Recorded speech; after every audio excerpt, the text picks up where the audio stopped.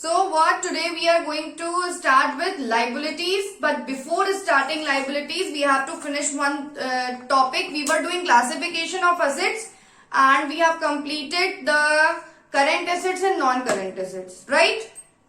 We have completed. Now there are some more assets which we need to know. That what are these assets? These are three assets which we have not discussed yesterday. Yesterday we have discussed the current assets, non-current assets, fixed assets, tangible, intangible, right? And today what the assets which we are going to discuss, that is liquid assets, wasting assets and fictitious assets. So liquid assets कुछ नहीं, हम लोग non current current पे पढ़ चुके हैं. Non liquid assets क्या कौन से एसेट्स होते हैं? These are the assets those which are either in the form of cash or that can be converted into cash quickly, जिन्हें हम बहुत ही जल्दी कैश में कन्वर्ट कर सकते हैं.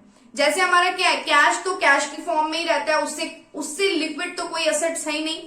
ठीक है, उससे ज्यादा लिक्विडिटी तो किसी में पाई नहीं जाती कैश में. और अगर हम बात करें कि और लिक्विड एसेट्स कौन कौन सी हो सकती हैं that can be easily converted into cash, बताइए जल्दी से. Debtors. Very good. That can be liquid assets.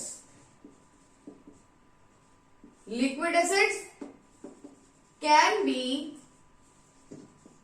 converted into cash, right? And one more thing quickly,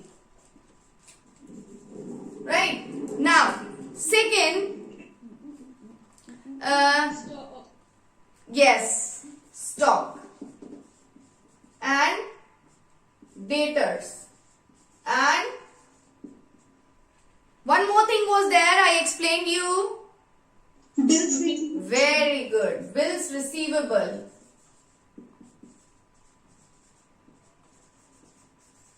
Right. So these are the assets, like the things which are in the form of cash, the money which is in the form of cash, or bills receivable, or you can say the short term investment, debtors, right? So what are liquid assets? The liquid assets are those assets which are either in the form of cash or could be converted into cash quickly.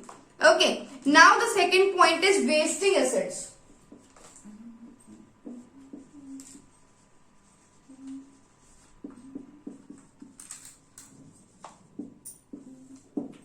Wasting assets, children, wasting assets are those assets which are consumed through being worked or used, such as mines. जैसे जो assets जिनको मतलब कह सकते हैं कि those assets which are consumed through being worked और use, जो वर्किंग के समय यूज की जा सकती हैं, those are wasting assets. As soon as suppose मान लो माइंस है, ठीक है, जो कि काम खत्म होने के बाद जो कि वेस्ट हो जाती, मतलब बेकार हो जाती हैं, that are called wasting assets. जैसे माइंस है तो माइंस में से मिनरल निकालने के बाद when we extract the mineral from the mines then it will become useless, right? So the wasting assets are those assets which are consumed through being worked used, such as mine. As soon as the mineral have been extracted, the mine becomes valueless. भाई mine में जब कुछ बचेगा ही नहीं तो उसकी कोई value नहीं होगी, राइट? क्लियर? ऑयल वेल्स होते हैं, oil wells. So oil wells, when the oil will be extracted from the oil wells, then that oil will become valueless. Okay, so the wasting assets are those assets which are consumed through being worked as or used. As soon as the things will be consumed, it will become valueless. Clear? Yes, these are called wasting assets. Now fictitious assets, or you can say the nominal assets. See, fictitious assets are the assets which cannot be released in cash and no further benefits can be derived from those assets. बेटा ये जो assets होती हैं, ये नाम की assets होती हैं, इनमें से कोई benefit नहीं मिलता. ये अभी आपको उतना समझ में नहीं आएगा जब आप practically questions करेंगे. जैसे आपको मैं अगर बोलूं कि debit balance of profit and loss account, ठीक है, तो ये चीज जो है ये अपनी फिक्टिशियस एसेट्स होती है। जब आप प्रैक्टिकल क्वेश्चन करोगे तब आपको ये अच्छे से समझ में आएगा। अभी के लिए इतना समझ लो कि फिक्टिशियस एसेट्स और nominal assets they are the assets which can not be released in cash, जो कि कैश में रिलीज नहीं हो सकती, and no further benefits can be derive from these assets, right? That includes the debit balance of profit and loss account and the expenditure which not yet written off, like advertisement expenses. Expenses जो return of नहीं किए गए हैं। अब return of क्या होता है, जब हम प्रैक्टिकल करेंगे तब हम आपको समझाएंगे, ठीक है, क्योंकि when we will do the practically then we will only understood that what are the return of things and what are these things. Okay, so for the purpose, अगर हम अभी की बात करें तो these assets are not really assets but are shown on the asset side only for the purpose of transferring them to the profit and loss account, right? जब हमें profit and loss account में transfer करना होता है तब हम इन्हें assets मान के शो करते हैं, otherwise these assets are not such assets. Okay, so liquid assets, wasting assets and fictitious assets. Clear है? Now we are coming to our next point, that is liability. Okay, liability.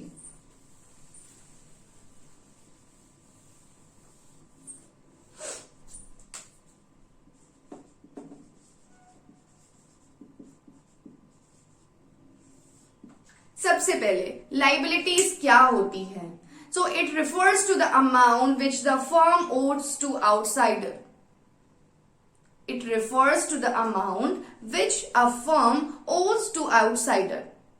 In other words, you can say that liabilities are the debts, they are the amounts owed to the creditor. This can be expressed as liability is equal to, क्या हो सकते हैं, assets minus capital.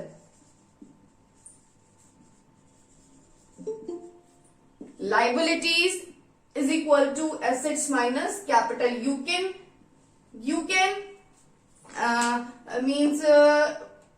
calculate liabilities while this formula also. Okay, तो liabilities क्या है? When it refers to the amount which a firm owes to the outsider. Okay, now जब अगर हम बात करें when a firm purchase a goods on credit, जब भी कोई firm purchase करती है goods को क्रेडिट पे, उधार पे, ठीक है, तो क्या है, firm owes to outsider, right? ऐसा है। The amount owing to A is a liability. जैसे मैंने ए है और बी है, ए ने सामान खरीदा बी से, तो ए ओज टू बी, उसको इसको पैसा देना पड़ेगा, ठीक है? तो ए क्या हो गया, A is a debtor and B is creditor. Clear? So the liability is the amount which a firm owes to pay the outsider. Now what about the classification of liability? Now liabilities हमारी कितने type की होती हैं? It is divided in two parts mainly. Liability is divided in two parts mainly. कौन कौन सी? One is internal liability.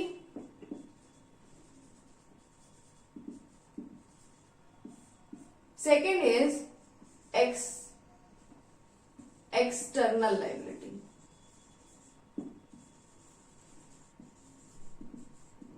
अब internal liability क्या होती है और एक्सटर्नल लाइबिलिटी क्या होती है?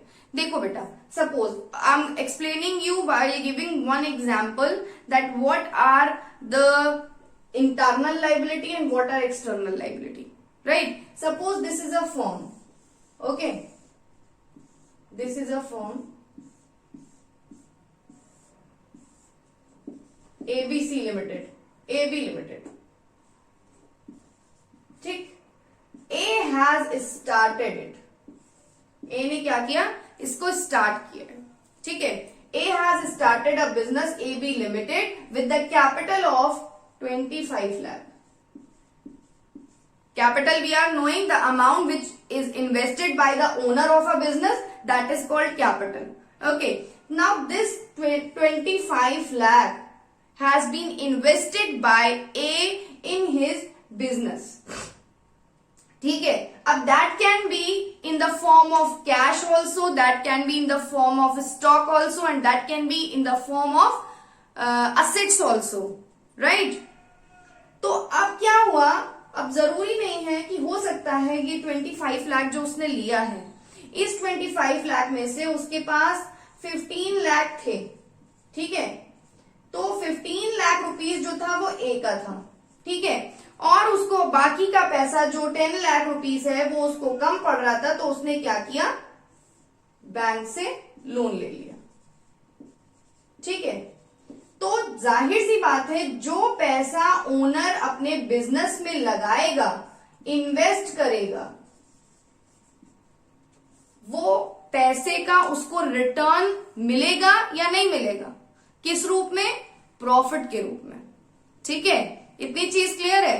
अब जो पैसा उसने इन्वेस्ट किया बिजनेस में, किसके बिजनेस में, अपने एबी लिमिटेड में उसने इन्वेस्ट किया।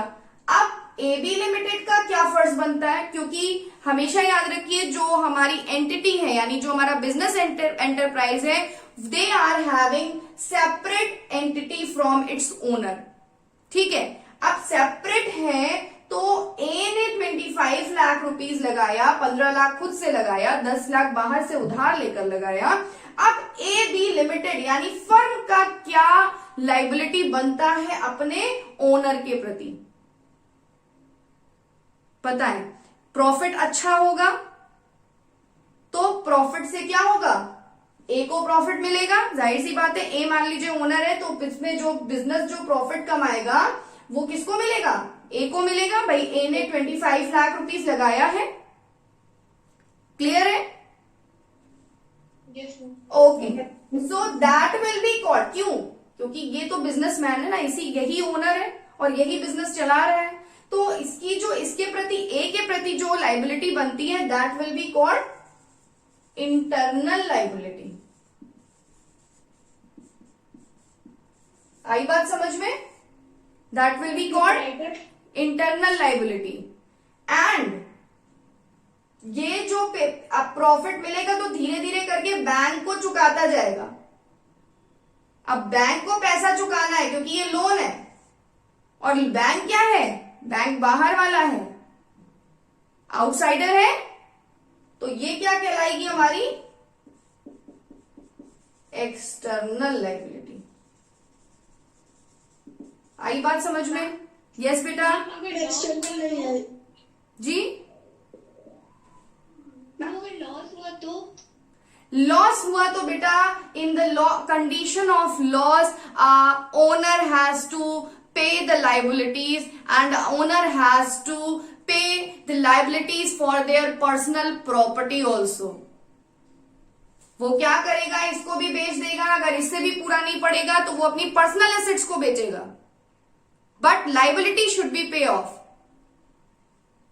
Okay. Okay, thank you ma'am.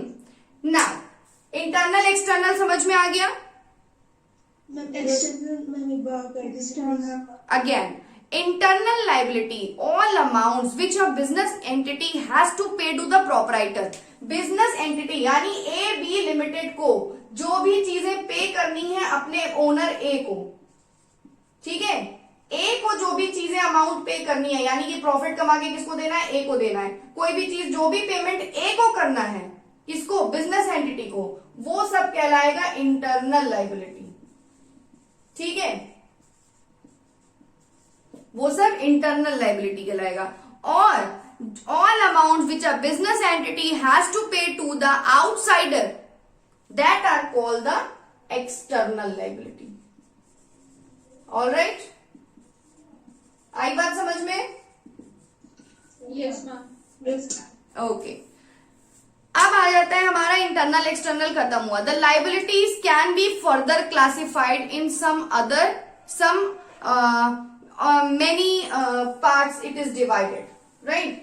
Internal external की बाद अगर हम बात करें तो इसकी और भी कैटेगरीज हैं, जैसे कि पहला है लॉन्ग टर्म लाइबिलिटी, और जिसे कह सकते हैं non current liability, non current liabilities. Students ये जो दो क्वेश्चन है तुम्हारे, एक क्लासिफिकेशन ऑफ एसेट्स एंड एक क्लासिफिकेशन ऑफ लाइबिलिटीज, ये क्वेश्चंस बहुत आते हैं एग्जाम में और इसके बीच बीच से पॉइंट आते हैं। जैसे आपसे वेस्टिंग एसेट्स पूछ लेगा, फिक्टिशियस एसेट्स पूछ लेगा, और या फिर उसके जो है वैसे जो अदर नेम्स हैं, जैसे आपसे उसने पूछ लिया नॉमिनल एसेट्स कौन से होते हैं, लिक्विड एसेट्स कौन से होते हैं, ठीक है। तो ये क्वेश्चंस बहुत आते हैं एग्जाम में, तो इसको बहुत प्रॉपर तरीके से सुनिए। मैं बहुत प्रॉपर तरीके से पढ़ाने की कोशिश कर रही हूँ, please listen to me very carefully, okay. अभी तक तो होपफुली जितना समझाया होगा सब बिल्कुल बैठ गया होगा दिमाग में, है ना। अब आगे की चीज आती है हमारी इंटरनल एक्सटर्नल के बाद लॉन्ग टर्म और नॉन करेंट लाइबिलिटीज, ठीक है। तो non current liabilities these refers to those liabilities which fall due for the payment in relatively for the long period of time, जो कि हम जिसको लंबे समय तक लेके जा सकते हैं। जैसे मैंने उधार लिया, तो अगर कोई उधार लिया है, जो उधार लंबे समय के लिए लिया है, जिसको मैं 1 साल से ज्यादा टाइम में पे ऑफ कर सकती हूं, that will be called long term liability और you can say non current liability. आई बात समझ में? The liabilities which refers to fall due for the payment in a relatively long period. Long period का मतलब यहाँ एसेट्स और liability दोनों में आ जाएगा more than 1 year, more than 1 year. जैसे आपके लॉन्ग टर्म लोन हो गए, जैसे आपके लॉन्ग टर्म लोन्स हो गए, जो लोन आपको पे ऑफ करने हैं 1 साल से ज्यादा टाइम में, जो 5 साल के लिए लिया या 10 साल के लिए लिया, ठीक है, वो लोन्स आपके क्या आ जाएंगे, नॉन करेंट लाइबिलिटीज में आ जाएंगे, ठीक है। डिबेंचर्स, डिबेंचर्स जानते हैं, डिबेंचर्स पता है, शेयर्स डिबेंचर्स पढ़ा होगा 10th में। Yes, ma'am. So what are debentures? Anybody can tell me? Debentures are the creditors of the company. Debenture holders are the debtors of the company. Sorry, creditors of the company. Debentures are not the creditor of the company. Debenture holders are the creditor of the company.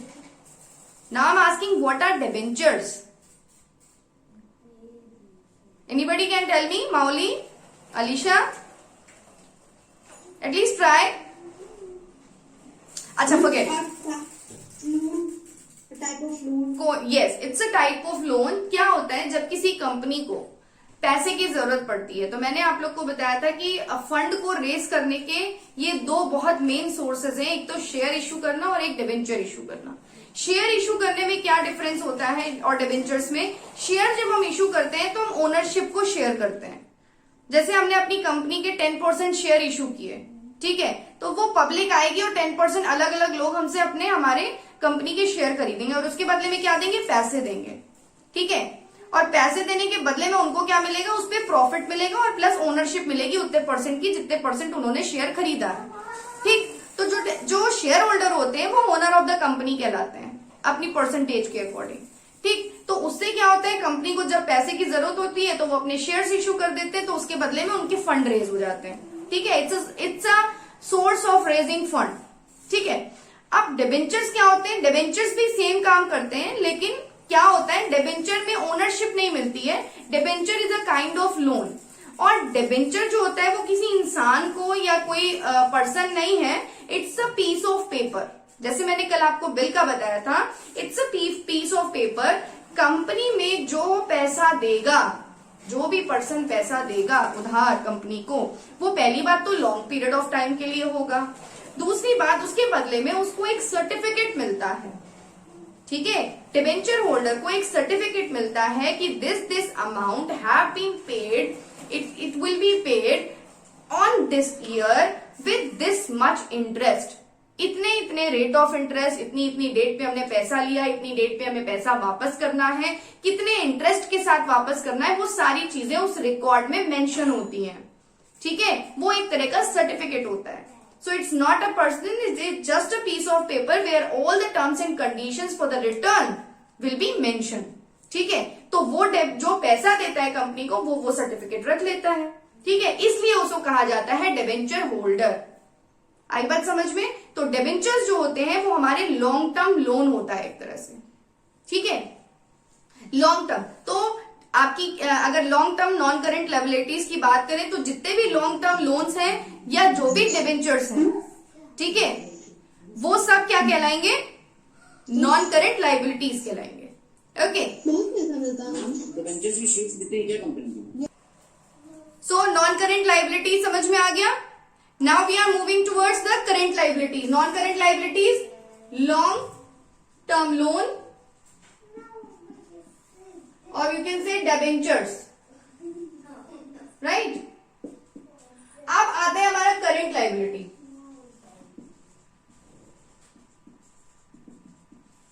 जैसे हम लोग पढ़ चुके हैं current assets, current liabilities क्या है? Current liabilities refers to those liabilities which are to be paid in near future, मतलब within 1 year, जो 1 साल के अंदर पे ऑफ करने होते हैं वो क्या कहलाती हैं? करंट लायबिलिटीज कहलाती हैं। जो 1 साल से ज्यादा में पे कर सकते हैं वो क्या होती हैं? नॉन करंट लायबिलिटीज कहलाती हैं। यानी कि जो 1 साल से कम में हम पे कर सकते हैं वो कौन कौन से होते हैं? बताइए जल्दी से। Bills payable. Very good, very good. Bills payable, bills payable and Outstanding expenses. हाँ, Outstanding expenses. आउटस्टैंडिंग एक्सपेंसेस और Creditors. क्रेडिटर्स और आउटस्टैंडिंग एक्सपेंसेस और Short term loans. Short term loan जो कि हमें 1 साल के अंदर पे करना होता है। Overdraft. ओवरड्राफ्ट, ओवरड्राफ्ट क्या होता है? बताइए, ओवरड्राफ्ट क्या होता है? ओवरड्राफ्ट बता रहे हो आप लोग, what is overdraft? It is a facility which bank provides to current account holders. Very good. What is that facility? In which the current account holder can debit extra amount from the bank. Can withdraw the extra amount which is deposited in their bank account. Okay, very good, very good. Clap. Yes. Now, so overdraft, creditors, outstanding expenses, short-term loans, or we can say bills payable also.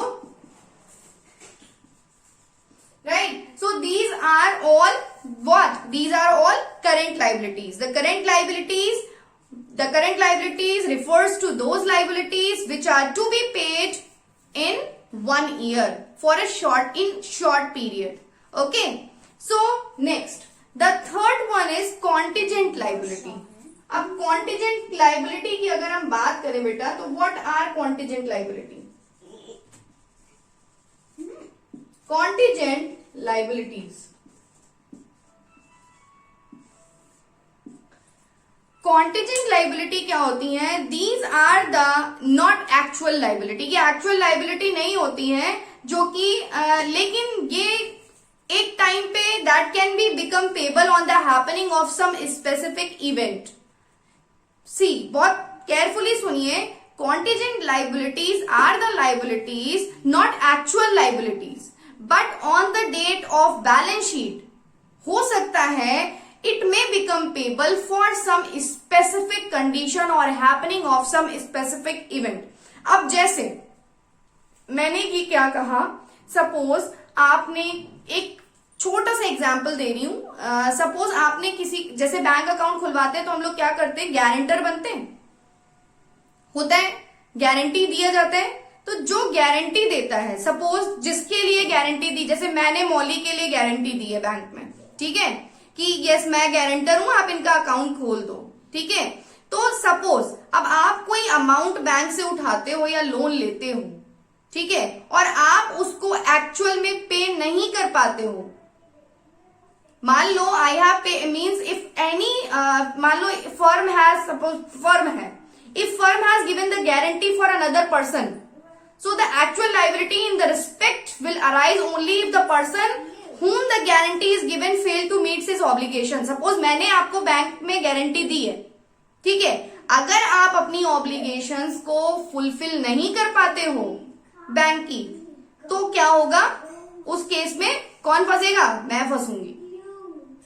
आई बात समझ में? तो वो मेरी liability बनेगी फिर, ठीक है। तो इसका मतलब ये है, if the firm has given a guarantee for another person, the actual liability कब बनेगी? जब अगर वो तुम पे कर देती हो तब मेरी कोई लाइबिलिटी नहीं बनेगी। जब एक स्पेसिफिक इवेंट हैपन होगा, क्या when you are not able to meet the obligation.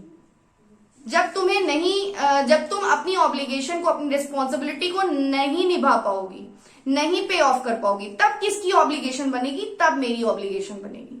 आई बात समझ में? For specific event, for in happening of specific event, the contingent liabilities will arrive. Clear है? ठीक है, समझ में आई ये बात? They are not the actual liabilities on the date of balance sheet, but it may be payable, it may become payable on the happening of some specific event. Okay? Clear? Now, एक चीज और ध्यान रखिएगा.